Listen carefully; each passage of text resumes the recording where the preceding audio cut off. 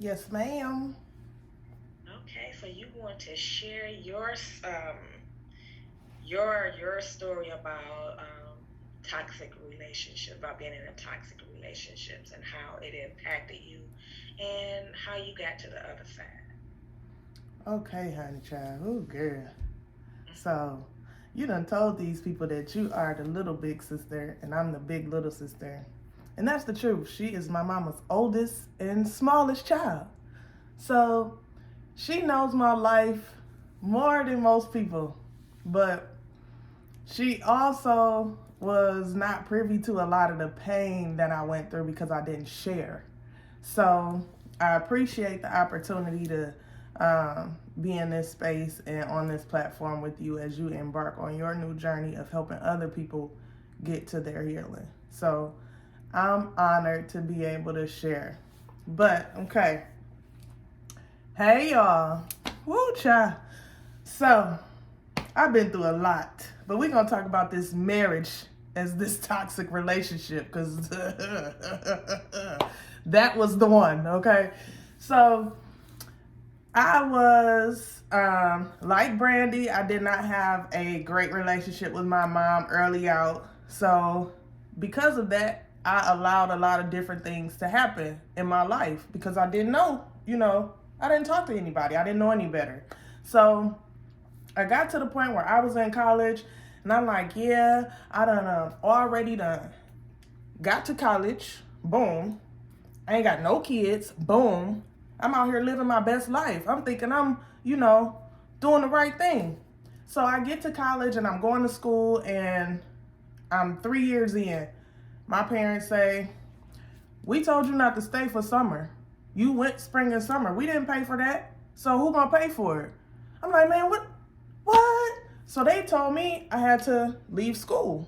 I couldn't afford to pay for that semester because I went a previous spring and summer semester. So my parents was like, we only paying for fall and winter. So you got to figure out that semester that you went when we told you not to go. So long story short, I had to leave. But by the time I left, or prior to the time of me leaving, I met this guy. So I meet this guy. He's actually the brother of one of my friends that I met there. We kicking it, we cool, everything, you know, it's college. It's best thing that ever happened to us. We kicking it. So we go to a party one time and he dancing with me and I'm thinking like, oh, he's so cute. Oh my gosh, this is about to be something. We like about to get it started. So we did. We got into a relationship and I learned that his home life was not where he wanted it to be. He didn't really have a good relationship with his mother. His father was in and out of the home. Their parents were still married, but the father was, kind of a rolling stone, so to speak. Um, so I felt like all of the stuff that he was telling me, I felt like, hey, I can show you what real love is. I can show you that you don't have to go through that. I can show you that everybody is not like that. I can show you something different. I can be that, you know what I'm saying? Whatever that is that you need me to be. I can be that. So come on, let's relax. Let's do this thing. Let's build it up together because we both need somebody. So he was like, all right, cool. So we started in this relationship. I have to leave school. I go live with my cousin, come visit him one day. A couple months later, I have to take a pregnancy test trying to cover up for somebody else. Come to find out I'm pregnant. I get the pregnancy test results and I tell my cousin who I'm staying with, and they tell me I have to go live back with my mama. Not what I wanted to do, because by that time, me and her still weren't really cool. We were cordial, but we weren't really cool. So I get back to her house, and she was ecstatic that I was there. She was really over the moon that I was there. And it was hard for me because I'm in a place where I really don't want to be. He's far away, and I really would rather be there. I'm like torn, and I'm pregnant, so I'm overly emotional.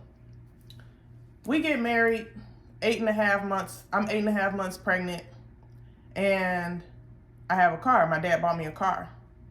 So we get married. He comes in from out of town. He ends up joining the military. That was his job that he chose to do to support our family. So he gets the job. He moves away, and he comes back so that we can get married. We get married. He didn't want me to tell anybody. I didn't think anything of it. I'm just thinking, okay, no big deal. So we get married. He takes my car. We get a room. My mom got us a room. We got a room. He took my car and went to go see his family. He didn't come back till the next day.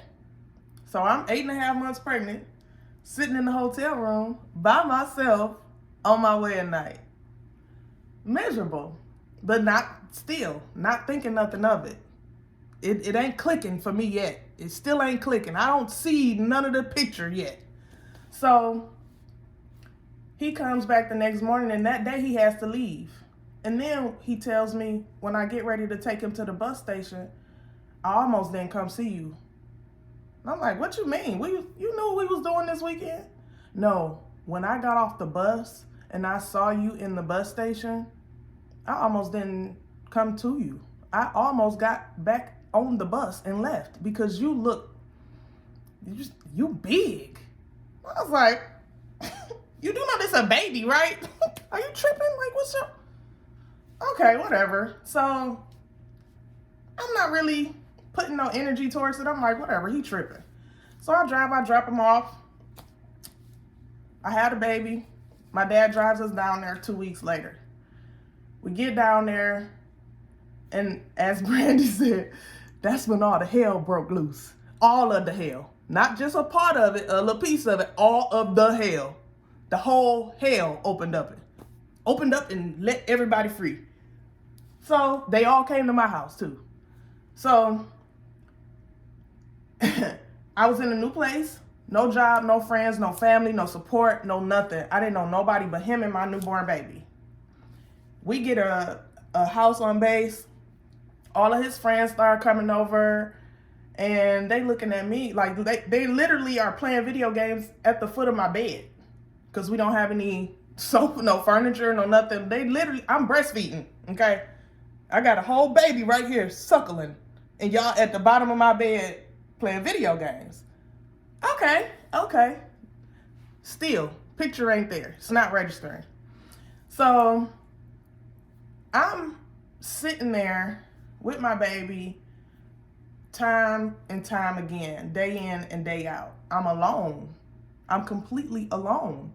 And I feel like I don't have anybody to talk to because I didn't have that with my mom. I felt like I couldn't have that with anybody else. Nobody else would really understand. If I told her something and she showed me from what I experienced, she showed me she didn't care, like how would somebody else care? So fast forward, we get into this thing and I'm just sitting here like, I can't believe this is my life. Have another baby and then have another baby. It just constantly keeps getting crazier and crazier with every child. By the time I had the second baby, my aunt passed. Now, this is an aunt who saved my life, literally.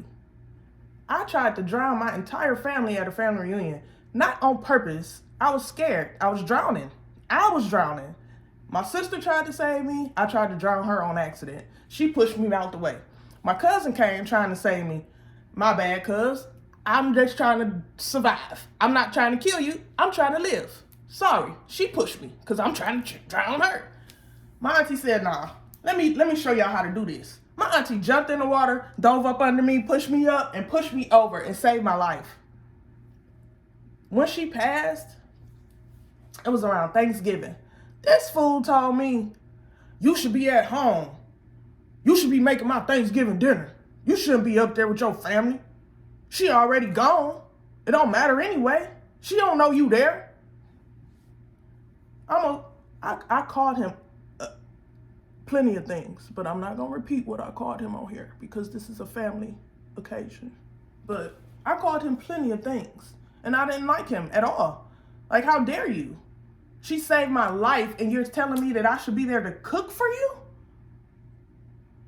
Okay, so that was the first straw that broke the camel's back. There were plenty, but that was the first one. Now, this camel done been broke down a few times, but he keep walking. So that was the first straw that broke his back.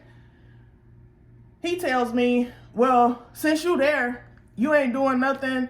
I'ma just send your stuff up there. We don't even got to do this. You don't got to come back home. Threatening me with divorce for the first time. I said, okay, don't do that. No, oh my gosh, I can't believe you saying this to me. Why would you do this? Okay. I got to the point after about 2 or 3 days of him consistently being like that. I said, you know what? I'm good. All right. I'm good. Okay. He said, okay. Oh, no. Oh, that ain't what I meant. That ain't what I meant. Turned my phone off and everything. I had to go get a new phone. I had to get a new number because he was unable to control me. I didn't realize that. I'm thinking, what did I get into? How did I get here? This is not what I signed up for. Like, I'm trying to show you love and you trying to show me destruction, bro. Like, how are we not on the same page? I thought we both wanted this. My daughter and my son, those were the first two that went through the most. My youngest daughter, by the time she came, she was his favorite. He hated my son. He hated my daughter. He hated them. My oldest daughter has Down syndrome. So there was times when he would call her his little retard or, say little just stupid stuff. Like he was horrible, verbally horrible. And he would do things to my son, like when my son was born, I had to have a C-section because he was trying to come early and he was too big. So when they cut me open and they took my son out, first thing he says is, he got your nose. What? This is a life. You're not grateful for the life of your child being brought into this world? You talking about he got my nose and you mad? He my child? Just, boy, if you don't. Wait till these people sew me up so we can get out of here. Don't make no sense. This is stupid. Why are you focused on, really? Okay. So because my son looks like me and is my complexion, not his complexion, he was upset. So from that point, I want a mixed baby. I want mixed kids. I want some mixed babies. They are mixed, dummy, with me and you. Now, I don't, that's stupid. You dumb. Like, what is you talking about? You do know you married a black lady, right? What kind of mixing you thought was gonna happen?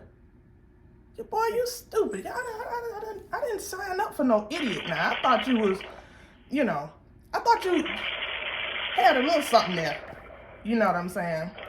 But it was like, again, I just kept having this thought of how did I get here? How did I get here? How? This is not what I came into. This ain't the story I read, man. Y'all lied, false advertising. Who do I call? Because this is not right.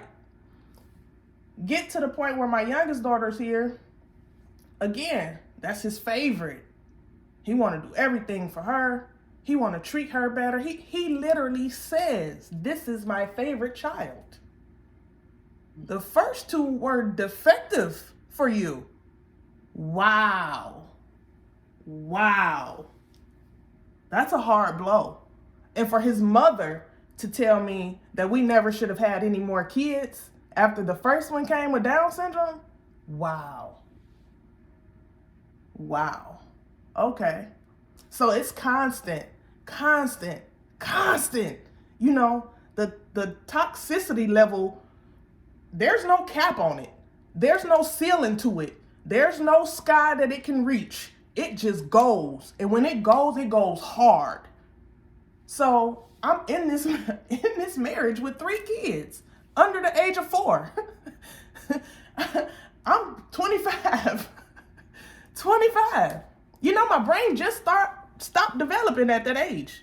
25 is when your brain stops developing. So all those decisions I made prior to them were questionable. And I hate that I didn't know that prior to making them.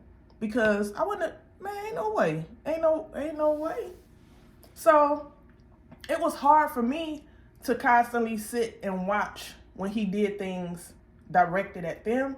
But I was to the point where I was okay when he was verbally abusive to me, when he wanted to smell my clothes when I left the house, when he wanted receipts for what I had to buy for the kids, when he wanted to use my money from my refund checks to upgrade his car, or, you know, use my money for whatever we wanted to do. But if his family needed something, his mama or his brother or his daddy or anybody needed something from his family, oh, they could call him and get it, no doubt.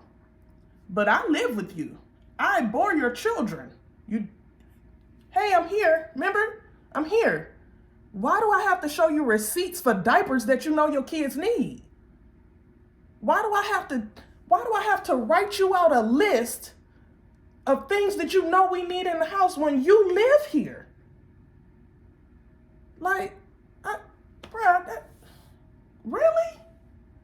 So it got to the point where I never questioned it during the marriage. I never questioned it. I just went through it because I felt like, who am I supposed to tell? And if I question it, who gonna answer? I felt like I didn't have nobody. So again, we in a whole nother state. Nobody, no friends, no family, no nothing. All I got is military people and the services that the military provides. So we in this thing, and I'm not feeling it. It's just, like I said, that camel keep getting up. His back been broke already, but he still keep getting up walking. Now his walk is different. But he keep getting up walking.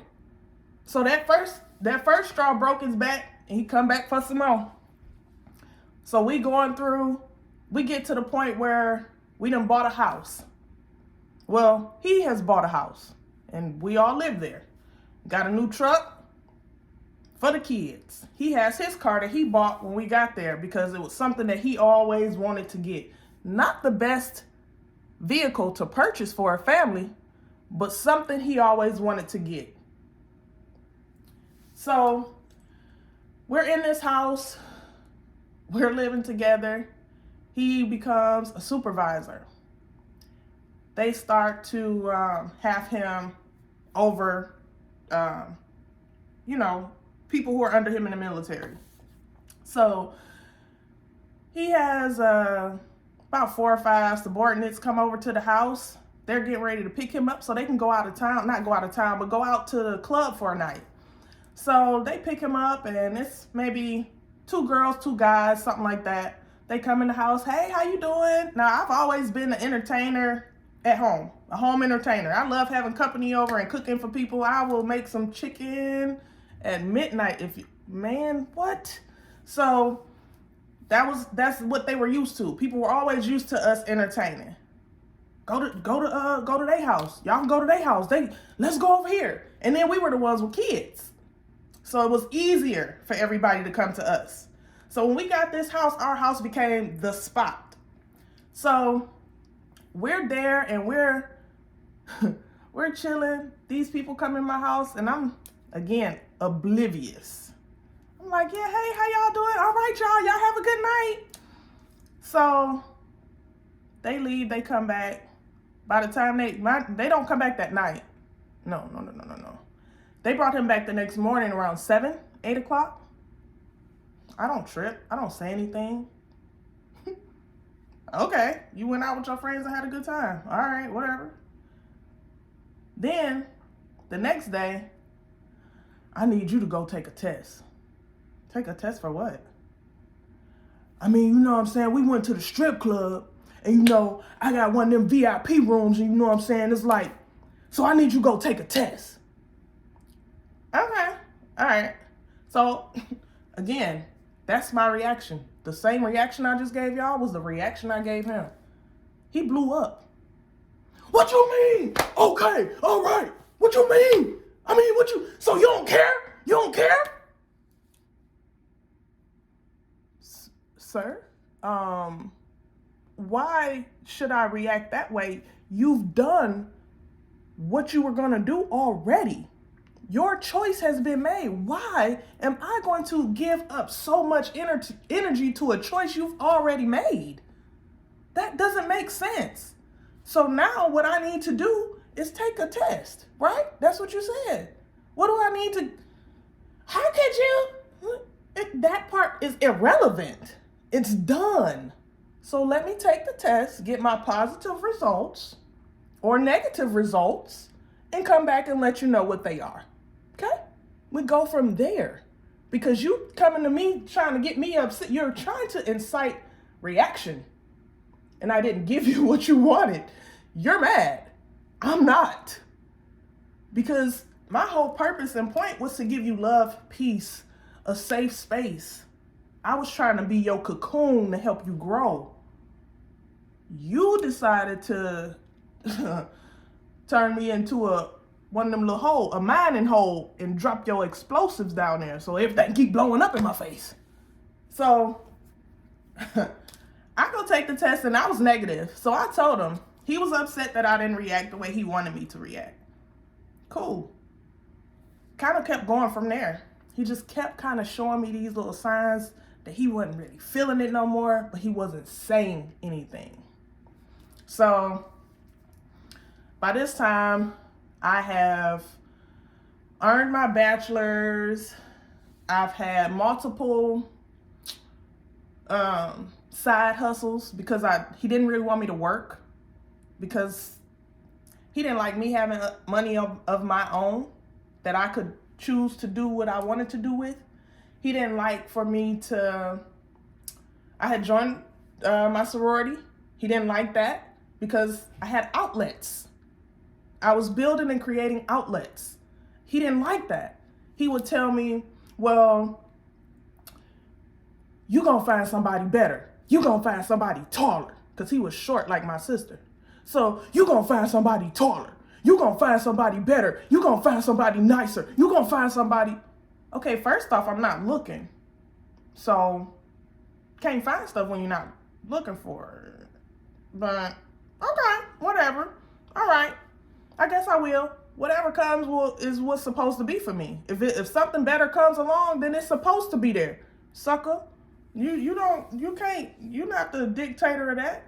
So he constantly played mind games with me. Constantly played mind games with me, trying to make me feel like it was me. No, it was never me. Everything that he did was stuff that he wanted to do. Those are his choices, his decisions. My part in all that was I stayed. I allowed it to continue. That was where I went wrong. I wasn't come on now. He's stupid. So we get to the point where it's evident that this isn't going to work. Hey, we need to talk. Those words had to be thrown in. We need to talk.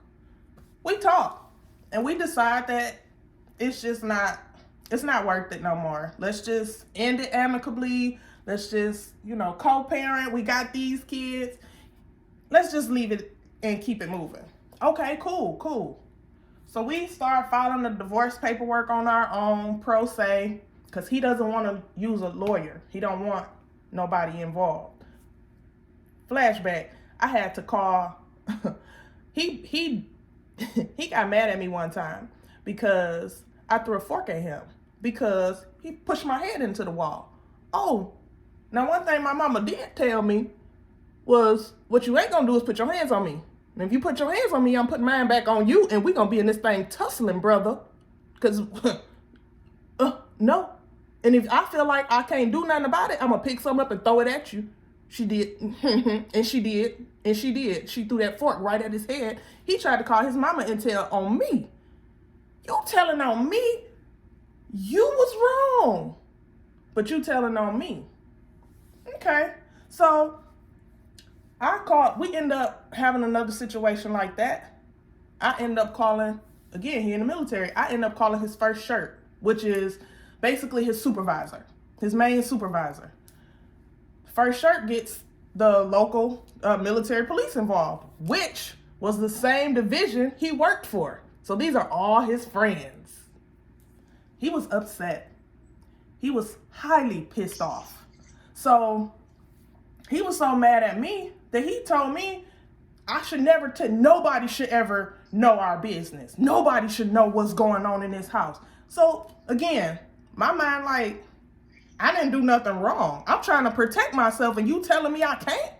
Okay, this is really just too weird. So for years, a lot of that stuff just kept happening and I wouldn't say anything. It just kept happening. We just kept having these spouts and these battles and I just would suck it up, just like a little vacuum, just keep sucking it up. So we get to the point where we decide that we're gonna split up and we just gonna do it amicably. We not gonna be talking to no lawyers. We just gonna leave it how it is. We get that process started and they were like, the court system said, no, you need help because evidently y'all don't know what y'all doing. Or ma'am, evidently he trying to take advantage of you and you need to get somebody on your side. Because you're not aware of how this is supposed to work. You just trying to get out. And you need to get out the right way. Set yourself up. So I didn't tell him when they sent the letter back to the house. He left the house. Moved into a room at one of his coworkers' house. So he left when we decided that we were going to split. He moved into that house, started renting that room, and took the truck. Now, mind you, we had two vehicles. The car that he purchased, that he wanted, which is why he purchased it, he left that with me and the kids. I'll tell you about that in a second. He left and took the second car, which was the truck, the family vehicle, and it's just him staying in the room at his friend's house. So once he leaves, I'm by myself with the kids. The letter comes to the house. I don't tell him I got the letter. I just started looking for legal counsel. So I get that information that this ain't what it needs to be as far as this pro se divorce is concerned. Find me a lawyer. We start talking about stuff. I let him know what's going on and that we need to redo it. And he's like, okay, cool, no problem. So we get the process started. He's unhappy. He feel like, no, that ain't right. We ain't gonna do it like that. He doesn't know I have a lawyer at this point. He still doesn't know that. He just knows that we have to go through the process over. So we getting that, we going back and forth with this whole legal situation, trying to get the divorce paperwork right. We file, and he say, all right, let's go to breakfast. I don't want to go eat with you. I mean, like, yeah, but no. So, okay. We don't go anywhere. Because his version of breakfast was me going back to the house and cooking. No. This is what we're not doing, okay? So, all of that happened. He ends up finding out about the lawyer. The lawyer comes back, and we have to redo the paperwork, and he gets served. Oh, he's real mad now. He's big mad. During that process, one of my friends is staying with me and her and I decide we need to make some money. So we're going to do a yard sale. Again, he's not there. He has the truck that he bought for us as a family. And I got the car that he bought for him that he wanted. So I got all this stuff set up, all this stuff ready to go in this garage sale. And we got it marked how we want it. We had a garage sale. Everything go off well. All of a sudden, my garage door goes up. I'm sitting outside of my garage, chilling. He comes out there.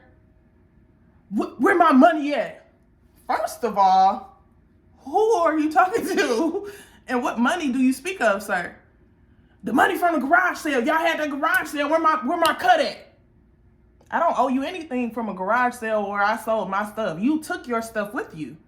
I don't have anything of yours that I sold, so I don't owe you any money. It's still married. We married. It's 50-50. We got to split it. Okay. So again, at this point, I'm just like, I just want this to be over. I'm talking about over. What do you want, sir? Half? Okay.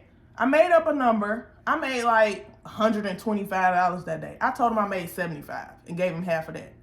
So he get that. He upset. He mad. Now, mind you, I'm chilling in my garage. Got my little folding table, my folding chairs. I'm just kicking it.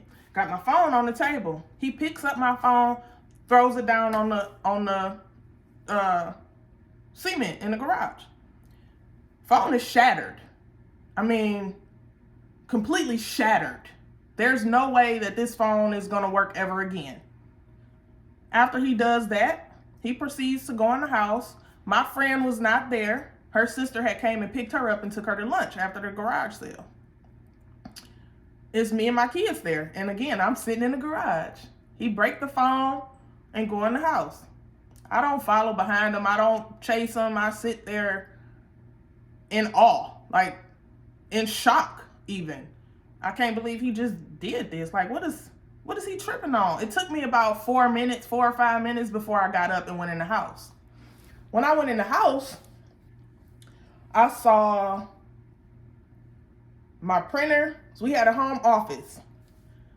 I saw my printer broken, my house phone broken, my computer broken, all of my electronics were broken.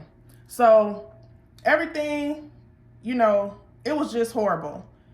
Fast forward, he ended up throwing bleach on me, got the police call, everything just kind of spiraled out of control.